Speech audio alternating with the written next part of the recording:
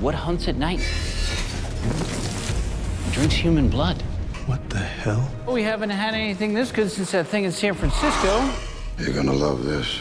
What's happening?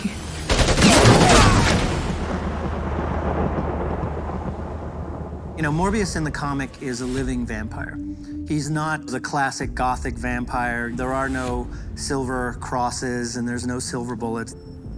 So the powers are really born of science. They're not supernatural powers. As a result of my procedure, I have an overpowering urge to consume blood.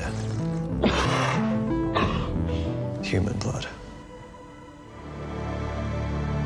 I was excited about taking on the challenge of putting a character on screen that had never been on screen before. I've become something different.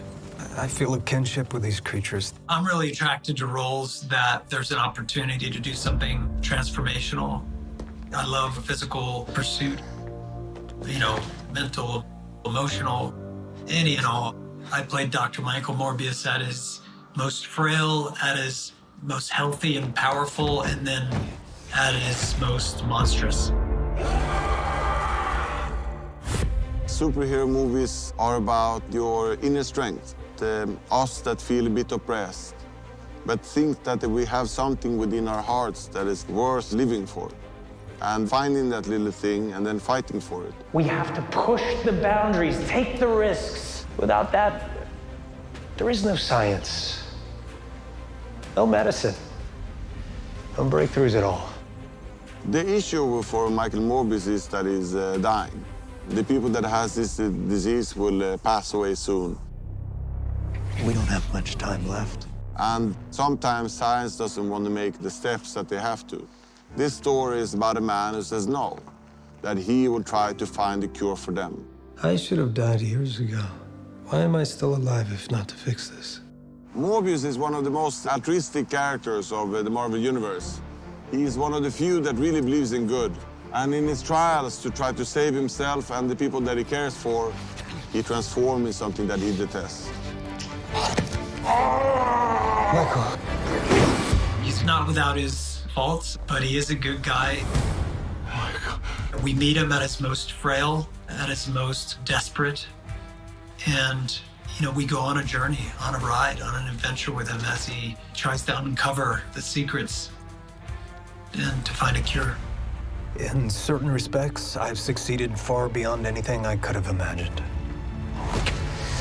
And we did an enormous amount of research on the science of, you know, strength. We looked at super soldiers. And we looked at creatures that move very fast. We adapted some of Morbius's powers from A, notably from the comics, and B, from what can be achieved scientifically. Morbius came along, who was a darker soul who, you know, didn't quite fit into his place in society. These characters are the ones that are the fundamentally most fascinating for us as moviegoers and as comic book readers. And that, for me, reminded me much more of myself. Look at the freaks! When I was a kid, I was bullied. I lived in a bad neighborhood. I was being cast aside because I was a refugee. I remember thinking that maybe I had a superpower. Maybe I would be able to show them all that they were wrong. We are the few against the many. For me, when I read comic books, it enforced that feeling that I had, that I was special. I could see other people in the comic books who were just like me, but then just had to figure out, you know, what that power was. And once that was figured out, they could kind of unfold.